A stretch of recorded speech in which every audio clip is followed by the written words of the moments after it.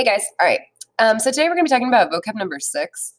So this week, your first word is authoritative, commanding and self-confident, likely to be respected and obeyed. Oftentimes this is thinking about like authoritative figures in our society, right? So you might think of like judges or teachers or police officers or things like that as ones that are likely to be respected and obeyed, right? And that's an adjective. Malicious is intending or intended to do harm, right? So it's not that just that you caused harm by accident, but that you actually wanted to hurt this person, right? That root mal, M-A-L at the beginning, is the opposite of bene. It means bad, right? So like a malignant tumor is one that'll kill you, as opposed to a benign one, okay? Disturbed is afflicted with or marked by anxious uneasiness or trouble or grief, right? I was disturbed when I heard about the death of my grandparent, right? Marked by grief, right? Patriotic is having an expression of devotion to and vigorous support for one's country. It's very simple, right? Patriotic kid wore a bunch of flag shirts. Critical is expressing adverse or disapproving of comments or judgments, right? So a lot of times this is used to describe like how you might comments on like a paper might be critical, right?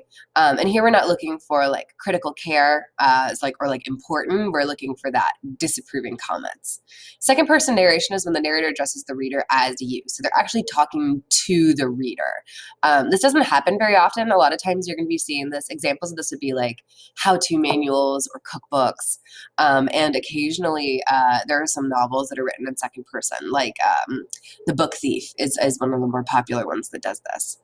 Connotation is the idea or feeling that a word invokes in addition to its literal or primary meaning. Okay, so denotation is the dictionary definition of a word.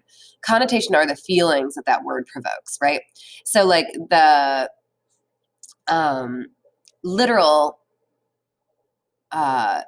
definition of girl, right, is young woman, right? But if you called me girl, right, it has connotations that we just don't necessarily associate with somebody of my age or what I'm doing, or in terms of like our relationship to each other, right? Me being in a position of authority over you kind of thing. The other way I kind of think about it is, strangely enough, is with the Holocaust, right? So furnace is a word that had very different connotations before and after the Holocaust, right? It's at this point that we have issues with the Nazis and things like that.